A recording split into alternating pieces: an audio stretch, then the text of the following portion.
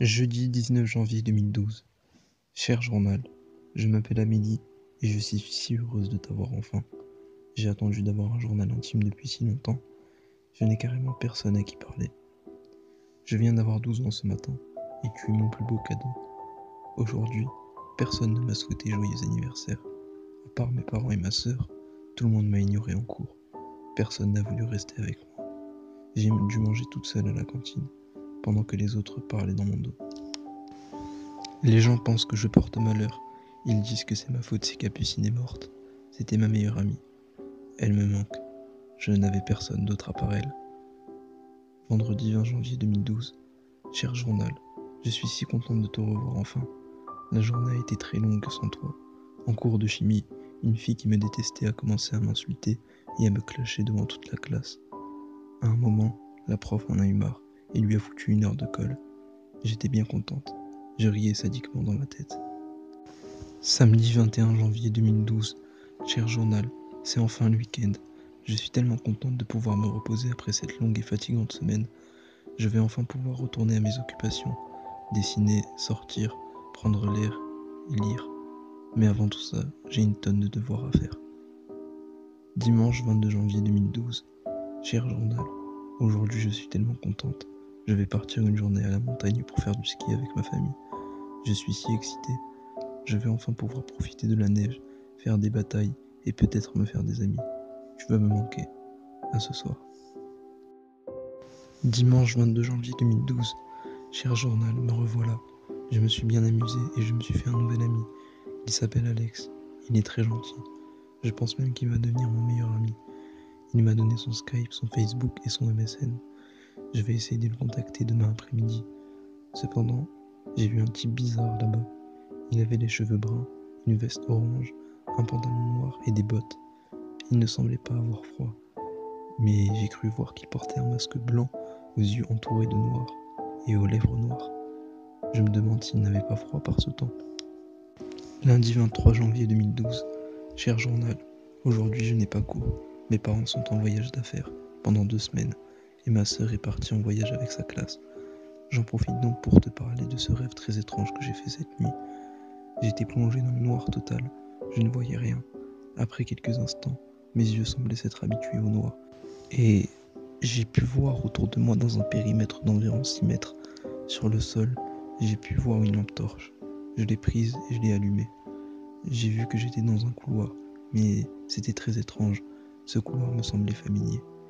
Oui, cette fois j'en étais sûr. J'étais chez moi. J'avançais jusqu'à me retrouver devant la porte de mon salon. Je l'ouvris et vis cet homme, assis sur le canapé. Il me fixa pendant quelque temps. Je pouvais entendre sa respiration. D'un coup, il se leva et courut vers moi. Je me mis à courir vers la cuisine, et là il me fit un croche-patte. Je tombai violemment sur le sol et je ressentis une violente douleur sur le tibia gauche. Je n'arrivais plus à me lever. Il s'approcha de moi doucement, puis sortit un couteau de sa poche et me poignarda dans l'estomac. C'est à ce moment-là que je me suis réveillé. Mais le plus bizarre dans tout ça, c'est que j'avais un énorme bleu sur mon tibia et j'avais super mal au ventre. Mardi 24 janvier 2012. Cher journal, cette nuit j'ai fait le même cauchemar, sauf que cette fois, j'ai un bleu sur l'épaule et au lieu de me poignarder, il m'a égorgé. Quand je me suis réveillé, j'avais un nouveau bleu sur l'épaule et une énorme douleur à la gorge. J'ai vu une tache de sang sur mon coussin. Je commençais à avoir peur. J'étais en direction de ma salle de bain pour me débarbouiller le visage, et là je vis des traces d'une coulée de sang sur ma joue, et je vis une énorme cicatrice sur mon cou. Cette fois, j'avais vraiment peur. Après m'être habillé, j'ai préparé mes affaires et j'ai pris mon petit déjeuner. Puis je me suis mise en route vers le collège. Je n'avais vraiment pas envie d'y aller. Cette journée fut vraiment longue, comme d'habitude. Je me suis retrouvé dans la solitude toute la journée et comme d'habitude, cette fille m'a encore foutu la honte et s'est ramassé 1 heure de colle. Mercredi 25 janvier 2012. Cher journal, cette fois ça en est trop. J'ai refait le même cauchemar, mais cette fois c'était plus violent, beaucoup plus, et surtout beaucoup plus étrange. Ce rêve-là était différent des autres. J'étais chez moi, mais cette fois, il y avait de la lumière.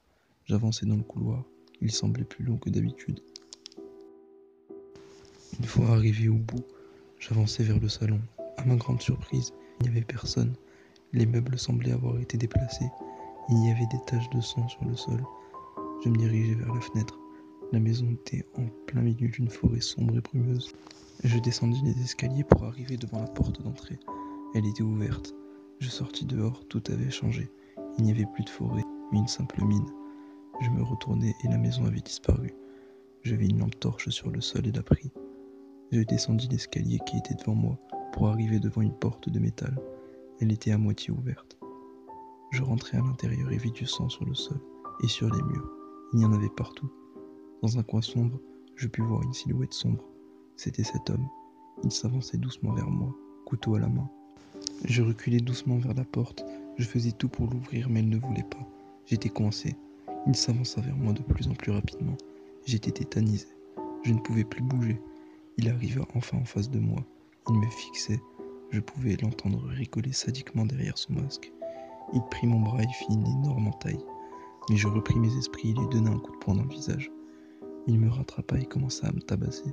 Il me fit un œil au beurre noir, une dizaine de bleus et me cassa le nez. Puis il sortit son couteau et m'éventra. Quand je me suis réveillé, je saignais du nez. J'arrivais à peine à bouger. J'avais une énorme entaille sur mon bras.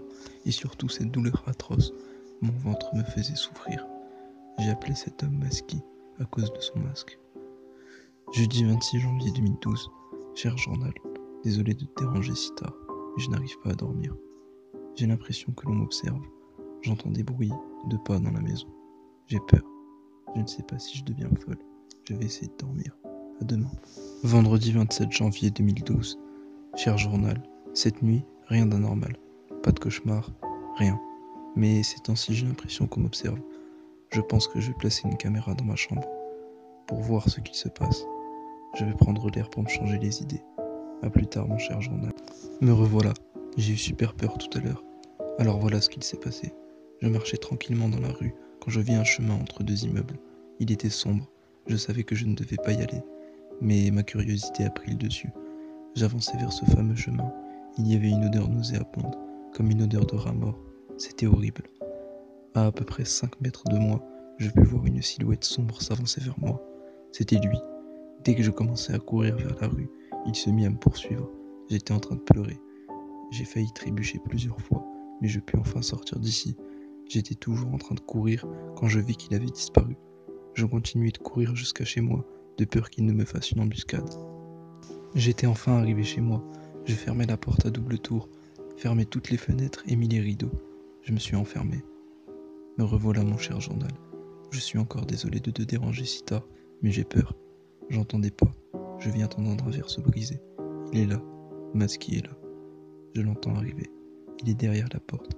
Il essaye de la défoncer. C'est la fin. Flash info. Une jeune fille de 12 ans a été assassinée dans sa maison hier soir. Sa famille qui était en voyage l'a retrouvée ce matin même, éventrée, couverte de bleus et de blessures.